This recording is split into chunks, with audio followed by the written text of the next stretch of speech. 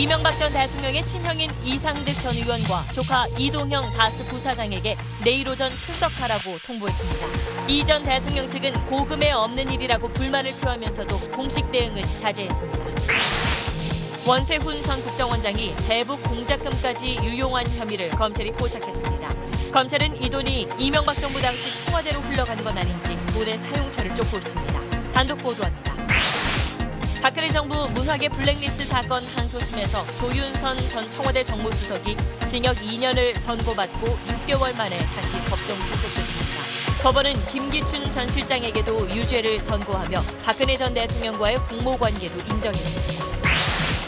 남북의 금강산 합동문화행사와 스키선수 공동훈련 현장을 점검할 우리 측 선발대가 오늘 금강산으로 출발했습니다.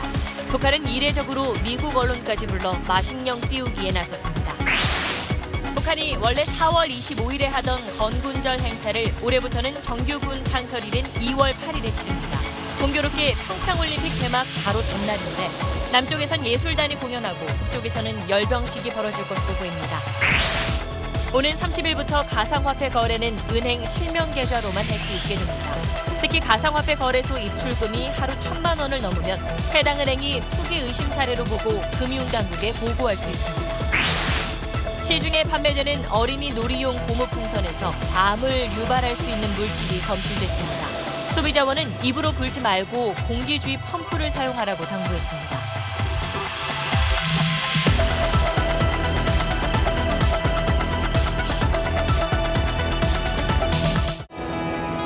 기름 없이 달리는 일상으로 내일을 바꾸는 현대수소 전기차.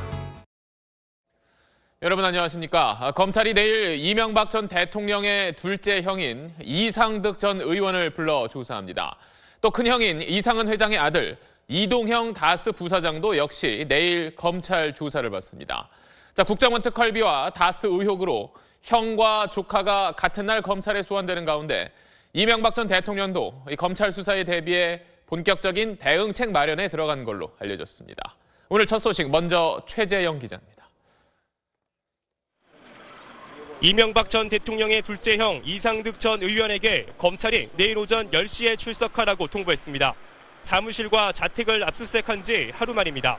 이 전 의원은 지난 2011년 원세훈 국정원장으로부터 연인 청탁을 받으면서 국정원 관계자를 통해 1억 원대의 돈을 받은 혐의입니다. 이명박 전 대통령의 조카 이동형 다스 부사장도 역시 내일 오전 10시 소환 통보를 받았습니다. 이 부사장은 다스 협력업체인 IM의 대표이사도 맡았던 인물로 EBT를 받아 비자금을 조성한 혐의를 받고 있습니다. 이 전 대통령은 공식 대응은 자제한 채 검찰 수사에 대한 본격적인 대비에 들어간 것으로 알려졌습니다. 한 측근은 강훈 전 법무비서관과 정동기 전 민정수석 등을 포함해 대규모 변호인단을 꾸리고 있다고 전했습니다. 다른 측근은 건강도 안 좋은 80이 넘은 노인을 3번이나 조사하는 건 고금에 없는 일이라며 불만을 터뜨리기도 했습니다. 이 전 대통령은 오늘 약 5시간 정도 외출했지만 강남 사무실로는 나가지 않았습니다. 이 전 대통령은 테니스 정현 선수를 축하하고 평창올림픽 선수단을 격려하는 글을 SNS에 올리기도 했습니다. 호의적 여론을 조성하려고 업적을 부각하려 한다는 해석이 나오자 측근들은 테니스를 좋아해서 올린 글일 뿐이라며 선을 그었습니다. SBS 최재영입니다. 이런 가운데 원세훈 전 국정원장이 특수활동비를 빼돌린 또 다른 정황을 검찰이 포착했습니다. 이번에는 대북 공작금 용도로 배당됐던 특수활동비입니다. 검찰은 이명박 정부 시절 청와대가 국정원의 특수활동비를 상납받은 새로운 통로가 아닌지 의심하고 있습니다. 이한석 기자가 단독 취재한 내용입니다. 검찰은 최근 최종업 국가정보원 전 3차장을 소환 조사했습니다. 원세훈 국정원장 시절 대북 업무를 총괄했던 인물입니다. 국정원의 대북 공작금 용도로 배당된 특수활동비의 사용처를 확인하는 과정에서 수상한 자금의 흐름을 포착했기 때문입니다. 검찰은 원 전 원장 재임 기간 동안 국정원 대북 담당 쪽에서 운영비 등 명목을 만들어 수억 원대 뭉칫돈을 세탁해 여러 차례 빼돌린 사실을 확인했습니다. 대북 공작금은 국정원에서도 대북 업무에만 쓸 수 있도록 규정하고 철저하게 관리하고 있습니다. 그런데 빼돌려진 대북 공작금은 실무 결제 라인을 거치지 않은 채 비밀리에 극소수의 국정원 직원들이 처리했다는 것입니다. 검찰은 최 전 차장을 상대로 원 전 원장의 지시로 대북 공작금을 빼돌린 것인지 추궁한 것으로 알려졌습니다. 검찰의 관심은 대북 공작금의 사용처입니다.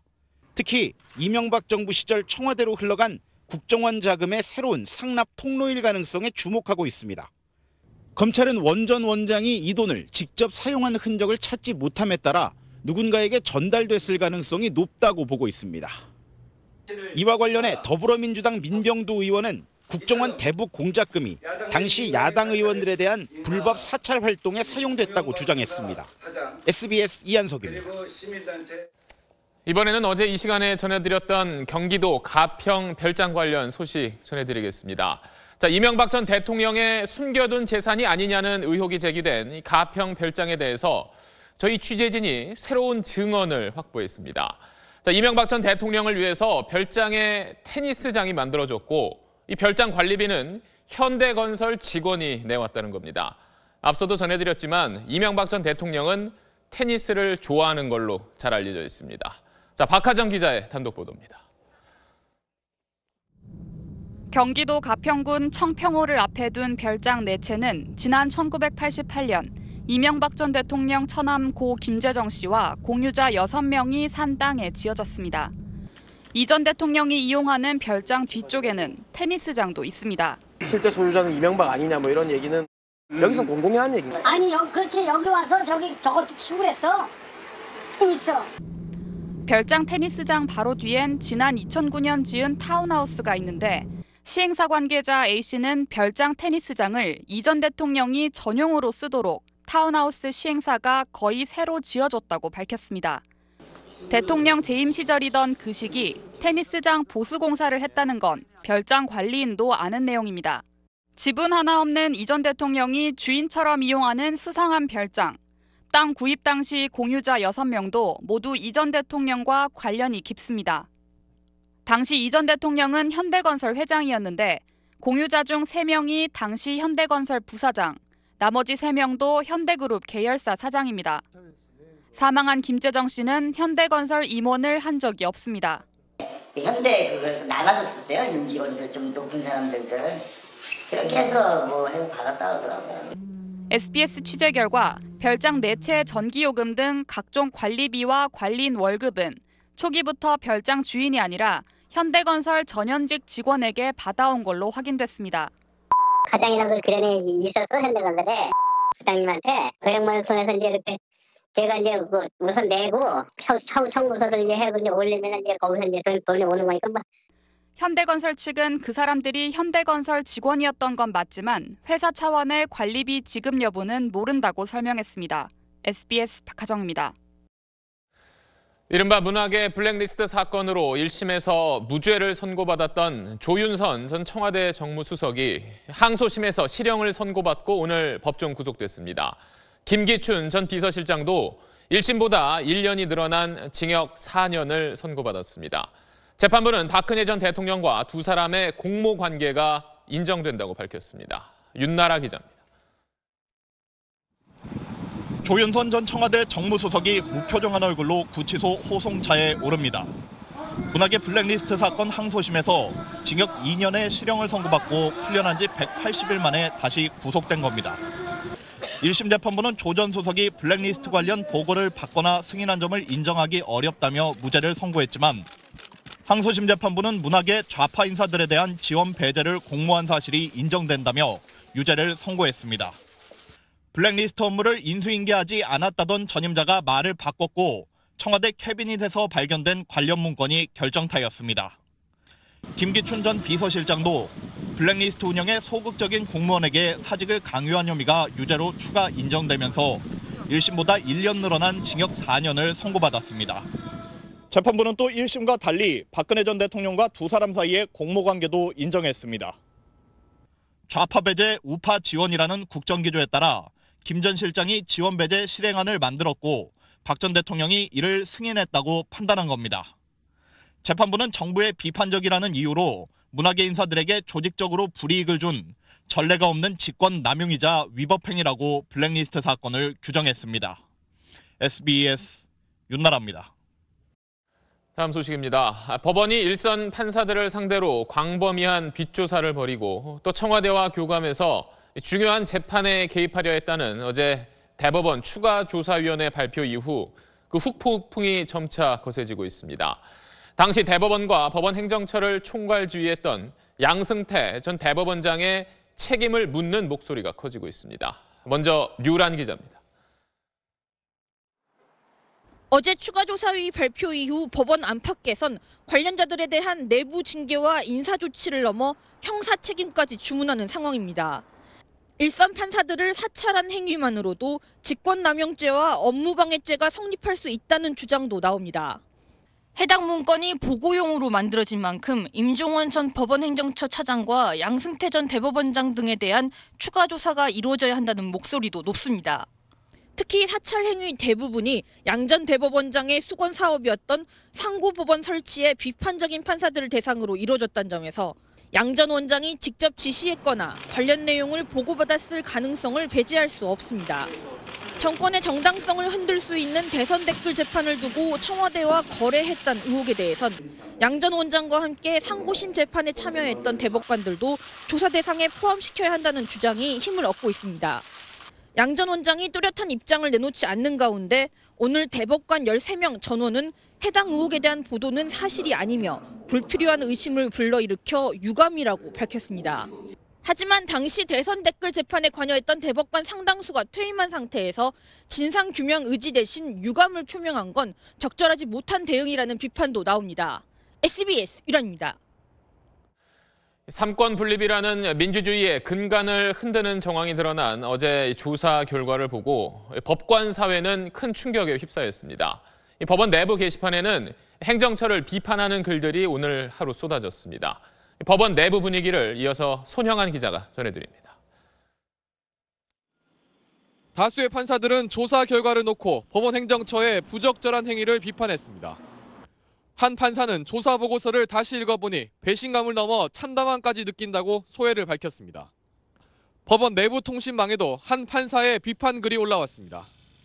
추가조사위원회의 조사 결과 확인된 사실들이 법적으로 어떻게 문제가 되는지 조목조목 따지는 내용입니다.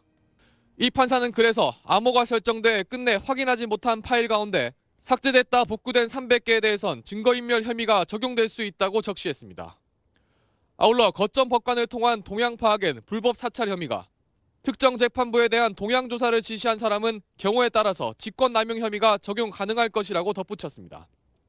아울러 추가조사위원회가 열지 못한 760개의 파일을 원시 자료로 규정하며 여기엔 더 구체적인 뒷조사 내용이 담겨 있을 가능성이 크다며 추가 조사를 촉구했습니다. 법관들의 비공개 카페에서도 행정처를 비판하는 내용의 글들이 수십 건 올라온 것으로 전해졌습니다.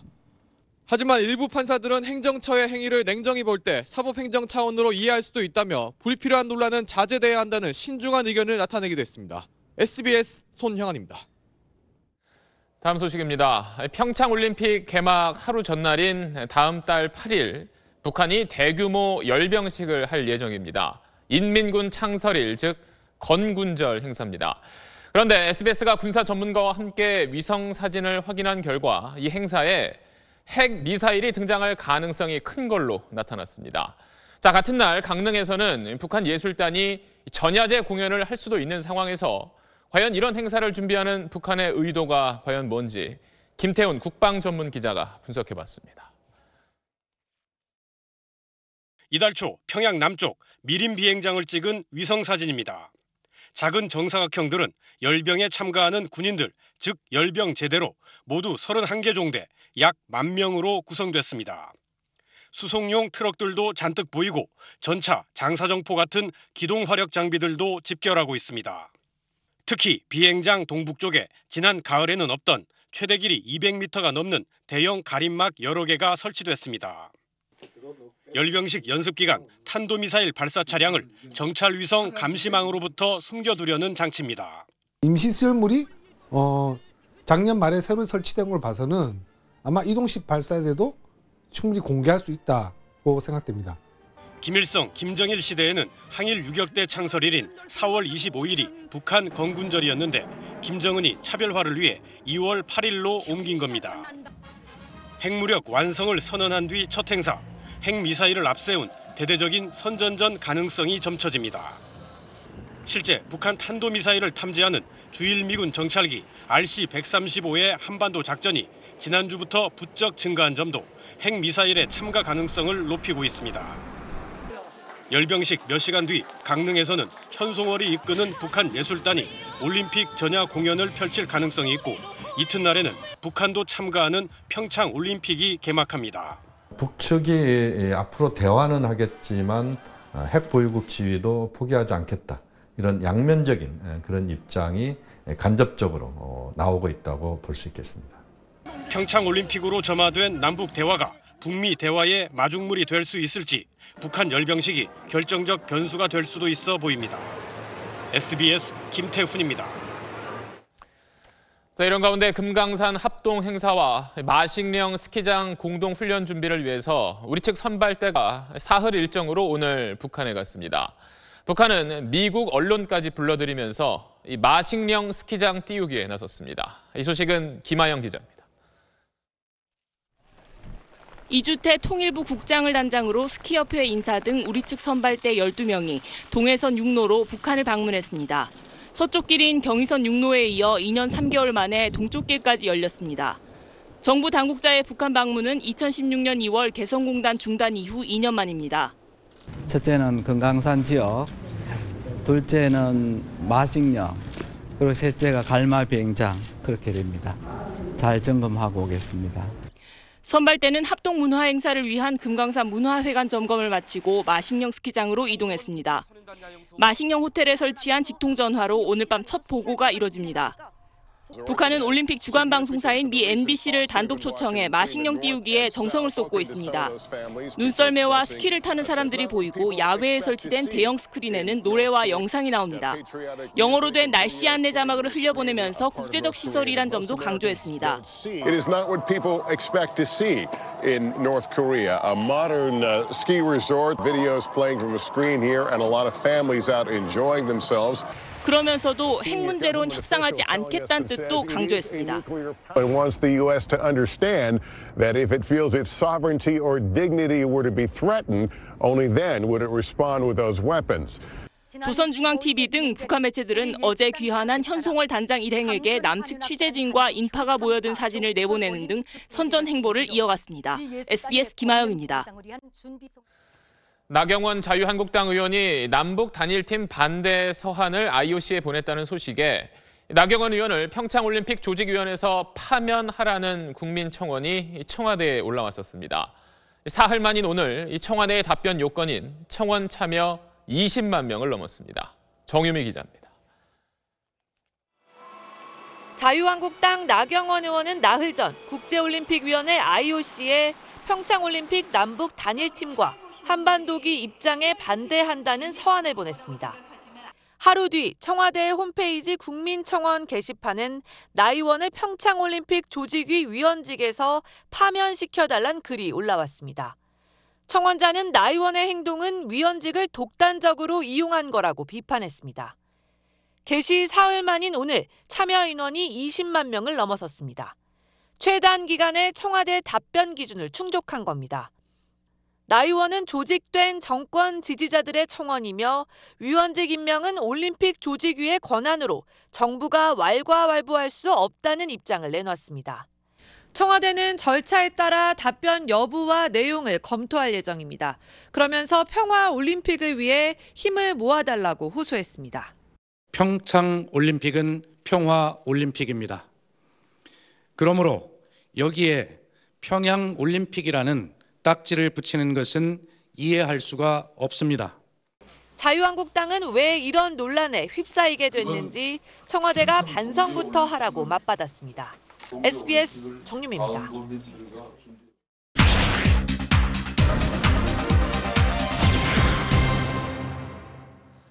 혼자 생활하기 어려운 장애인들을 위해서 직접 찾아가 돌봐주는 장애인 활동 보조인 제도라는 게 있습니다. 현재 전국에 6만 명이 조금 넘습니다. 말 그대로 몸이 불편한 분들의 손과 발이 돼주고 있는 건데 문제는 이 장애인 보조인들이 최저임금조차 받지 못하고 있다는 점입니다. 특히 이들을 고용한 기관에선 수당 포기각서를 강요하고 이걸 거부하면 집단 해고까지 하는 걸로 드러났습니다. 먼저 장선희 기자입니다.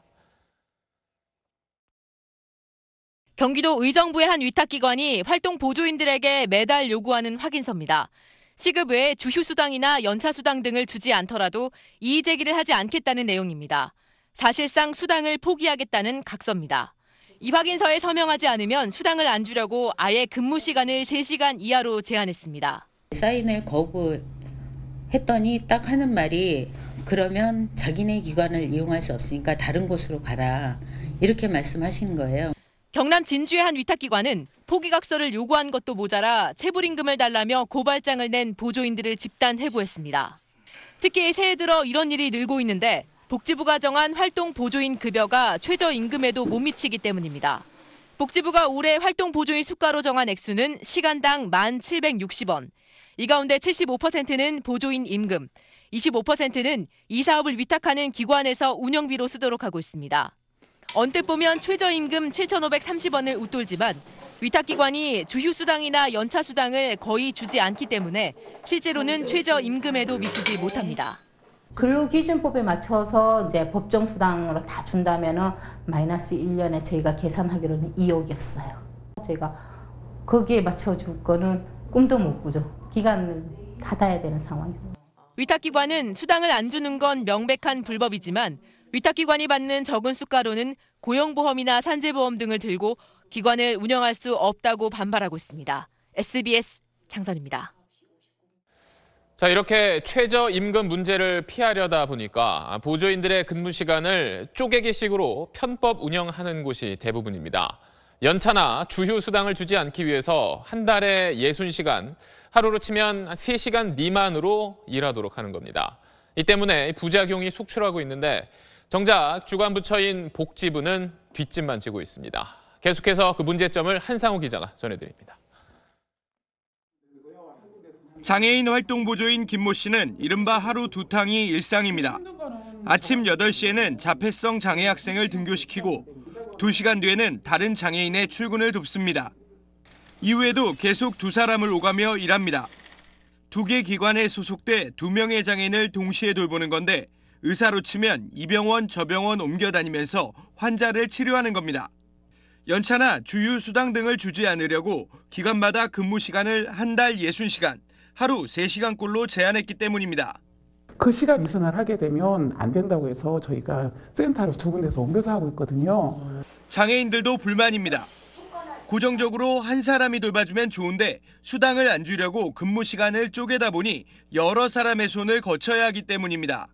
수치스러운 이런 모습을 제3자, 제4자한테 쭉 보여줘야 되는 그런 기분이 들고 이 사람 와서 저기에, 저 사람 와서 저기에 그런 게 너무너무 싫어요. 활동 보조인은 물론 장애인도 불만이지만 복지부는 실제 운영을 맡은 위탁기관 탓만 하고 있습니다. 공기관들의 얘기를 100% 다 수용하기에는 좀 어려운 게요. 재정을 대단히 방만하게 쓰고 계세요. 정해진 예산에서 수가를 더 올려줄 수 없다는 복지부와 이 수가로는 쪼개기 편법 운영이 불가피하다는 위탁기관. 결국 활동 보조인과 장애인들만 피해자가 되고 있습니다. SBS 한상우입니다.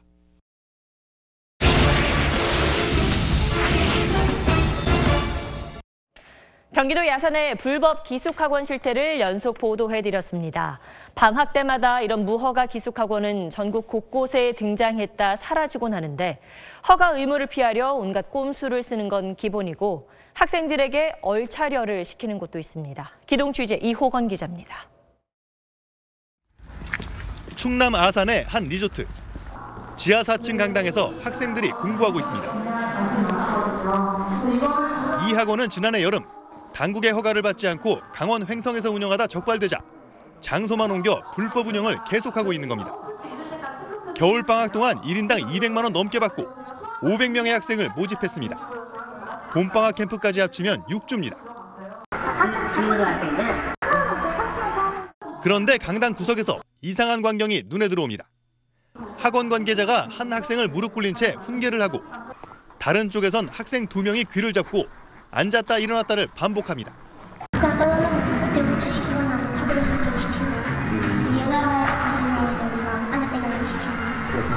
불법 운영에 학생들을 상대로 군대에서도 줄어들고 있는 얼차려를 시키는 겁니다. 학생들이 부기려고 하는 건데 뭐 그런 것들을 저희가 뭐 강력하게 하진 않고. 수도권의 이 업체는 물놀이 숙박시설에다 학원을 차려 150명을 모집했습니다.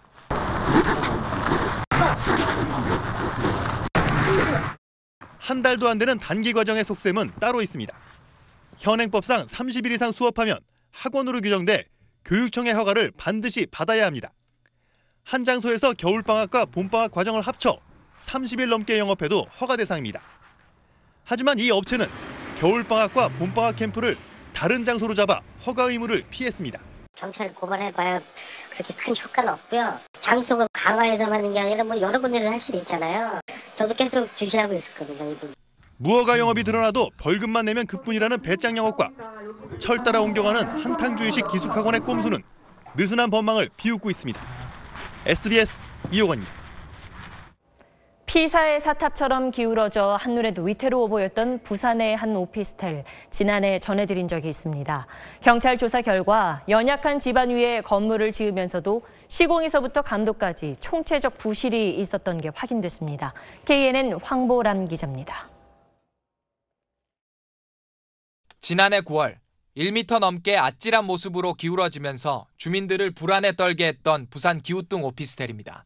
당시 직무유기 등이 빚어낸 인재라는 질타가 쏟아졌는데 경찰 조사 결과 사실로 확인됐습니다. 시공사 측은 연약 지반에 대한 보강 조치를 하라는 구조기술사의 지시를 무시했습니다. 또 건물이 도시철도와 2.5m밖에 떨어져 있지 않기 때문에 사전에 착공 신고를 해야 하지만 이마저도 지켜지지 않았습니다. 인근 신축 오피스텔 공사에서도 문제점이 드러났습니다. 7m밖에 떨어지지 않은 기우뚱 오피스텔에 침하를 막기 위한 대책을 마련하지 않았습니다. 침하가 진행되는 상황에서 인접한 건물에 위치해서 특파기를 진행하다 보니까 그것이 과중됐다, 급속화되었다 이렇게 보시면 되겠습니다. 담당 공무원은 건축물 심의 과정을 생략했고 건물이 기울어진 뒤에도 시정명령을 내리지 않은 것으로 확인됐습니다. 건축주와 시공자는 친형제 지간이고 감리와 설계자는 동일인으로서 시공자의 초등학교 후배입니다. 그런 인적 관계가 불법 무기인의 관행을. 경찰은 시공사 관계자와 공무원 등 6명을 입건하고 기우뚱 오피스텔과 같이 부실 시공이 의심되는 건물들에 대한 부산시 감사를 요청했습니다. KNN 황보람입니다. 정부가 교통사고 사망자 수를 크게 줄이기 위해 여러 대책을 내놨습니다. 75세 이상 운전자들은 면허 적성 검사를 3년에 한 번씩 받아야 하고 음주운전 단속 기준도 강화하기로 했습니다. 이강 기자의 보도입니다. 기름통을 가득 싣고 달리던 화물차가 중앙 분리대를 들이받습니다. 지난해 11월 경남 창원에서 벌어진 교통사고로 인명피해가 났는데 운전자는 76세의 노인이었습니다. 현재 65세 이상 고령 운전자는 전국적으로 249만 명입니다. 고령 운전자가 낸 교통사고 건수도 4년 만에 2배 가까이 늘었습니다. 이러한 사고를 줄이기 위해 내년부터 75세 이상 운전자는 5년마다 받던 운전면허 적성 검사를 3년에 한 번씩 받아야 합니다. 또 그동안 권장 사안이었던 교통안전교육은 적성 검사와 함께 2시간씩 의무적으로 들어야 합니다. 75세 이상 어르신들의 안전 운전을 지원하기 위하여 교통안전교육의 의무화도 2019년부터 추진하도록 하겠습니다. 또 내년부터 도심에서의 차량 제한 속도는 60km에서 50km로 낮춰 강화됩니다. 2020년부터는 모든 운전면허 응시자들의 학과시험 합격 기준은 현재 1종 70점, 2종 60점에서 모두 80점 이상으로 상향 조정되고 이 밖에 음주운전 단속 기준도 현재 혈중 알코올 농도 0.05%에서 0.03%로 낮추는 방안도 추진하기로 했습니다. SBS 이강희입니다. 교통사고 후유증으로 10년 동안 팔다리가 마비된 것처럼 속여온 여성이 경찰에 붙잡혔습니다. 병원도 속이고 법원도 속여 그동안 3억 원의 보험금을 타냈는데 밤에 화장실에 가다가 거짓이 들통났습니다. 보도에 박찬근 기자입니다. 승강기를 탄 여성이 다리를 쭉 펴서 손잡이에 올려놓더니 상체를 숙여 신발끈을 묶습니다. 그네도 두 다리를 쭉쭉 뻗으며 능숙하게 탑니다. 10년 전 교통사고로 팔다리가 마비됐다며 병원 신세를 지고 살았던 36살 정모 씨입니다. 종종 마비 증세가 있었지만 사고 후에는 완전히 마비된 것처럼 병세가 없어도 팔다리에 힘을 줘서 의사까지 속여왔습니다. 모든 일상생활 동작 수행할 때 보호자가 전적으로 도와줘야 하는 상황이었거든요. 거짓 장애인 행세의 목적은 돈 때문이었습니다. 사고 직후 보험 설계사인 어머니와 짜고 사기극을 꾸몄습니다. 이렇게 10년간 3억 원의 보험금을 타냈습니다. 전문 의사나 이런 게 아니고 저희들이 알아낼 방법이 없습니다. 법정도 속았습니다. 정 씨는 보험사들의 21억 원을 청구해 1심에서 승소 판결을 얻어냈습니다. 하지만 꼬리가 길면 잡히는 법. 지난해 5월 한 요양병원에서 한밤중 멀쩡하게 돌아다니다 다른 환자에 들켜 덜미가 잡혔습니다. 정 씨는 이곳 자신의 집에서 아무런 도움도 받지 않고 걸어 나왔다가 여기서 기다리고 있던 경찰에 붙잡혔습니다. 경찰은 체포한 정 씨 모녀를 사기 혐의로 검찰에 송치했습니다. SBS 박찬근입니다. 정부의 가상화폐 규제가 가닥을 잡았습니다. 오는 30일부터 모든 가상화폐 거래는 은행 실명 계좌로만 할 수 있습니다. 또 거래 은행들은 가상화폐 거래 입출금이 하루에 1,000만 원, 일주일에 2천만 원을 넘으면 계좌를 들여다보고 거래 횟수도 하루에 5번, 일주일에 7번 이상이면 조사 대상이 됩니다. 그리고 이런 과정에서 뭔가 수상쩍다 싶으면 은행이 금융당국에 보고를 해야 합니다. 먼저 최우철 기자의 보도입니다. 가상화폐 투자자가 거래소에 1,200만 원을 입금했다가 당일에 800만 원을 출금했어도 입금액이 1,000만 원을 넘는 만큼 은행의 의심 거래 보고 대상이 됩니다. 이 기준은 가상화폐를 통한 자금 세탁이나 범죄 자금 유통을 막기 위한 것입니다. 실제 가상화폐 투자 금액이나 거래 횟수에 제한이 있는 건 아닙니다. 이 가이드라인을 통해서 은행들의 STR 보고가 폭증할 걸로 예상이 됩니다. 위법사항이 있는 경우에 엄하게 조치하도록 하겠습니다. 은행에 보고가 들어오면 FIU가 분석해 수사 여부를 결정합니다. 만약 은행들이 의심 거래 보고를 빠뜨리거나 가상화폐 거래소의 안전성을 꼼꼼히 따지지 않고 계좌를 제공하면 최고 경영진까지 책임져야 합니다. 자신 있으면 해야 됩니다. 인력도 보강하고 이 시스템을 철저하게 교육시키고 그거를 다 지킬 자신 있으면 하고 그럴 자신 없으면 그거는 자체 판단할 사항이죠. 오는 30일부터 모든 가상화폐 거래는 6개 은행 실명 계좌를 통해서만 할 수 있게 돼 기존 가상 계좌는 사용이 중단됩니다. 금융당국은 가상화폐 거래 계좌가 엄격하게 관리되면 가상화폐 시장으로 흘러드는 자금 규모가 큰 폭으로 감소할 것으로 예상하고 있습니다. SBS 최우철입니다. 금융당국이 이렇게 강한 규제를 하게 된 건 현장 조사 결과 국내 가상화폐 거래소들과 은행의 관리 상태가 심각한 수준이었기 때문입니다. 그 실태를 이어서 정현 기자가 보도합니다. 국내에서 영업 중인 가상화폐 거래소는 60곳이 넘는 것으로 파악됐습니다. 한 거래소의 경우 법인 계좌로 들어온 투자자들의 돈 109억 원 중 75억 원을 대표와 임원 명의의 개인 계좌로 이체시킨 사실이 적발됐습니다. 다른 거래소는 투자금 586억 원을 임원 명의 계좌로 받은 뒤 고스란히 또 다른 거래소의 여러 계좌로 옮기기도 했습니다. 일명 벌집 계좌를 운영하는 거래소들입니다. 법인 계좌 하나에 많은 개인 계좌들을 연결한 것인데 자금이 뒤섞일 위험이 큽니다. 이용자 측면에서는 사기, 횡령, 유산투신 등이 발생 가능성이 있고요. 여타 거래소로 인출돼서 시세 조정 등 불공정 거래 가능성이 있으며 심지어 가상화폐 거래소끼리 가상 계좌를 사고 판 경우도 2건 적발됐습니다.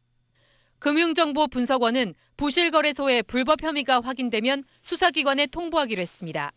실제로 최근 거래소 계좌에서 단기간에 수십억 원의 돈이 특정 계좌로 옮겨진 뒤 현금화된 사례가 포착됐습니다. 검찰과 경찰은 가상화폐 거래소를 통해 범죄 관련 자금이 반입됐거나 세금을 피해 수출 대금 등을 가상화폐로 지급한 것으로 보고 수사를 벌이고 있습니다. SBS 정현입니다. 어린이들이 좋아하는 고무풍선에서 암을 유발할 수 있는 물질이 검출됐습니다. 조사 대상 풍선 모두에서 발암물질이 나왔는데 게다가 국내엔 이걸 제재할 수 있는 안전 기준도 없는 상태입니다. 정경윤 기자입니다. 고무풍선은 어린이들이 입으로 불고 손으로 만지고 노는 대표적인 장난감입니다. 한국소비자원이 KC 인증을 받은 10개 제품을 검사해보니 모든 풍선에서 니트로사민류와 니트로사민류 생성 가능 물질이 검출됐습니다. 간이나 신장, 폐 질환을 유발하거나 피부에 자극을 줄 수 있는 발암 물질입니다. 고무 제품의 탄성을 높이기 위해 넣은 첨가제에서 나온 물질이 침이나 공기와 만나면서 생길 수 있습니다. 냄새도 그렇고 뭔가 좀 몸에 안 좋을 것 같다는 느낌은 항상 있기는 했었거든요. 근데 아이들은 그걸 묵지 않고 거의 불었다 놨다 하기 때문에 입에 닿는 횟수가 훨씬 더 많거든요. 6개 제품에서는 니트로사민류가 유럽 기준을 초과했고 니트로사민류 생성 가능 물질은 9개 제품에서 초과 검출됐습니다. 유럽에서는 어린이가 입에 넣거나 넣을 가능성이 있는 완고와 함께 풍선에 대해서도 검출량을 제한하고 있지만 국내에는 안전 기준이 없습니다. 어린이가 풍선을 부는 과정에서 침에 니트로사민이 용출될 수가 있고요. 그 침을 섭취할 수 있기 때문에 어린이한테 특히 위해성이 있다고 보여집니다.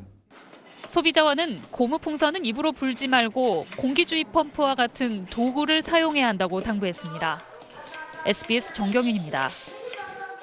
오늘 일본 중부 군마현에서 활화산 분화가 일어났습니다. 화산 자갈이 사방으로 튀면서 1명이 숨지고 12명이 다쳤습니다. 도쿄에서 성회용 특파원입니다. 스키장 정상 오른쪽에서 검은 연기가 밀려옵니다. 하늘에서는 어른 주먹만한 검은 화산 자갈이 날아다닙니다. 스키슬로프 끝부분에서는 눈사태가 일어나면서 훈련 중이던 일본 육상 자위대원들이 쓸려 넘어졌습니다. 오늘 오전 9시 59분 일본 군마현 구사스 시라네 화산에서 분화가 일어났습니다.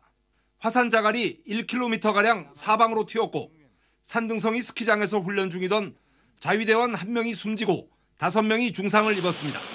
스키를 타거나 설경을 즐기던 80여 명도 급하게 대피했다 구조됐습니다. 死ぬと思います。バババババってきて。でも噴石が飛んでくるんで逃げるのが必死でもう。 구사스 시라네산은 모두 3개의 봉우리로 이루어진 해발 2171m의 활화산입니다. 3000년 전에 대폭발을 일으켰고 지난 83년 분화한 뒤 최근까지 분화 활동 조짐이 전혀 관측되지 않았습니다. 오늘 분화는 가장 남쪽 봉우리인 모토 시라네산 정상 분화구에서 일어났습니다. 주변 지역은 유명한 온천과 스키 관광지입니다. 일본 기상청은 구사스 시라네산 일대의 입산을 금지하고 화산 관측 활동을 강화했습니다. 도쿄에서 SBS 성혜용입니다. 세계적인 온라인 상거래 업체 아마존이 운영하는 무인 편의점이 일반에 공개됐습니다. 계산 방식이 혁신적인데 일자리가 줄어드는 거 아니냐 논란이 커지고 있습니다. 로스앤젤레스에서 정준형 특파원입니다. 시애틀 아마존 본사 건물 1층에 문을 연 무인 매장 아마존 고에는 이른 아침부터 사람들이 몰렸습니다. 계산대가 따로 없어서 원하는 물건을 집어들고 나가면 그만입니다. Just being able to walk out and not interact with anyone was amazing. Such a weird experience because you feel like you're stealing when you go out the door without. Like I was sort of like, okay. 물건 사는 법은 간단합니다. 스마트폰에 앱을 설치한 뒤 가게 안으로 들어갑니다. 진열대에서 원하는 물건들을 집으면 매장 곳곳에 설치된 수백 개 인공지능 센서들이 인식합니다. 가게 밖으로 나가면 미리 등록된 신용카드를 통해 자동으로 계산됩니다. 겨드랑이 속에 몰래 물건을 숨겨서 나가더라도 계산이 될 정도로 정밀합니다. 무인 편의점이 보편화될 경우엔 물건을 산 뒤에 이처럼 계산대 앞에 줄을 서서 결제하는 전통적 거래 방식을 크게 바꿀 것으로 보입니다. 계산원이 사라지면서 일자리가 줄어들 것이라는 비판도 적지 않습니다. It's convenient for people who have money and don't have to actually do jobs like that. Just going to make it that much harder to find people who are hiring. 아마존 측은 물건을 진열하거나 고객을 지원하는 역할은 직원들이 계속 맡게 된다며 업무 방식의 변화일 뿐이라고 주장했습니다. 로스앤젤레스에서 SBS 정준영입니다. 미국이 수입 세탁기와 태양광 부품에 대해서 세이프가드, 즉 긴급 수입 제한 조치를 발동했습니다. 당장 미국에 수출하는 우리 기업들도 비상이 걸렸습니다. 정부는 세계 무역기구에 제소하고 또 미국산 상품에 보복 관세를 부과하는 방안도 검토하겠다고 밝혔습니다. 곽상은 기자입니다. 미국 트럼프 대통령은 외국산 세탁기와 태양광 부품에 대한 세이프가드, 즉 긴급 수입 제한 조치 발동을 최종 승인했습니다. 정해진 쿼터를 넘는 한국산 세탁기에 대해선 3년간 최고 50%의 관세를, 태양광 부품에는 4년간 최대 30%의 관세를 부과하는 내용입니다. 미 무역위원회가 제시한 안보다 오히려 더 무겁습니다. 더욱이 무역위원회가 한국에서 제조돼 수출된 세탁기는 관세 부과 대상에서 제외하자는 의견을 냈지만 이것도 무시됐습니다. 세탁기 완제품과 부품 모두 미국에서 생산하라는 메시지를 던진 겁니다. 우리 정부는 긴급 민간대책회의를 열고 WTO 제소로 맞서겠다고 밝혔습니다. 과거 WTO 상소기구 재판관으로 활동한 경험에 비춰봤을 때 승소할 수 있다고 봅니다. 또 미국산 상품에 보복 관세를 부과하는 방안도 검토 중입니다. 연간 300만 대 세탁기를 미국에 수출하는 국내 전자업체들은 최악의 시나리오를 마주하고 대책 마련에 고심하고 있습니다. 일단 내년으로 예정된 미국 현지 공장의 준공 시기와 가동을 앞당기기로 했습니다. 우리와 함께 피해를 입게 된 중국도 강한 불만을 표시하고 WTO를 통한 대응 방침을 밝혔습니다. SBS 곽상은입니다. 네, 극장이나 카페 또 공원 같은 데서 홀로 느긋하게 쉬는 걸 요새 말로 라운징이라고 합니다. 예전에는 그냥 집에서 누워있는 게 휴식이었다면 요즘에는 많은 사람이 이용하는 시설에서 혼자만의 고독을 즐기는 게 하나의 문화로 자리 잡고 있는 겁니다. 그런데 이런 소중한 휴식 시간을 방해하는 사람들이 있다고 합니다. 심우섭 기자가 시민들의 목소리를 들어봤습니다. 어두운 영화관. 여기저기서 스마트폰 빛이 흘러나옵니다. 본인은 살짝 열어본 거겠지만 뒷자리 관객들에겐 매우 거슬립니다. 핸드폰 이렇게 딱 비치면은 되게 바로 눈이 되게 부시는데 그때 이제 한참 영화에 몰입하고 있을 때 계속 신경 쓰다가 영화 끝까지 말을 못하고. 극장에서 느낀 불편을 물었더니 스마트폰 불빛이 앞좌석 발로차기에 이어 많았습니다. 카페에서 의자에 신발을 벗고 발 올리기, 옆 사람과 또는 전화로 큰 소리로 떠드는 것도 민폐로 꼽았습니다. 도서관에서 다리를 심하게 떠는 것도 신경 쓰이는 일 중 하나였습니다. 좀 집중하고 있으면 괜찮은데 이게 집중이 딱 깨지기 시작하면 전부 다 소리가 다 들려요. 그럴 때마다 좀 힘든 것 같아요. 공원에선 반려동물을 제대로 관리하지 않는 행동을 가장 싫어했습니다. 공공장소에서 홀로 여가를 즐기려는 사람들에겐 다 치명적인 행동입니다. 집은 사적 공간으로서 고립감을 느끼기 쉬운 그런 공간이고 또 직장이라는 공간은 또 공적 공간이기 때문에 또 자신만의 고독을 즐기기는 어려운 공간이잖아요. 제3의 공간에서 진정한 고독을 누릴 수 있는 공간으로. 이른바 라운징족이 늘면서 다중이용시설에서 배려의 중요성은 더 커지고 있습니다. SBS 심우섭입니다.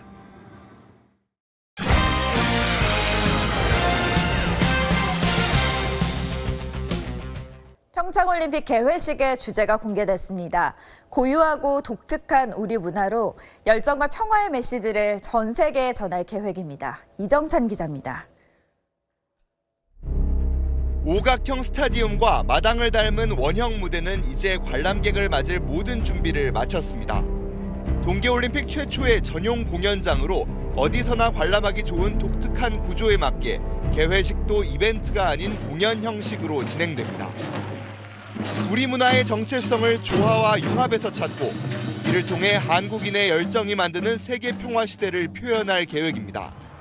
북한 선수단이 참가하고 태권도 시범단의 개회식 사전 공연이 추진되면서 주제는 더 분명해졌습니다.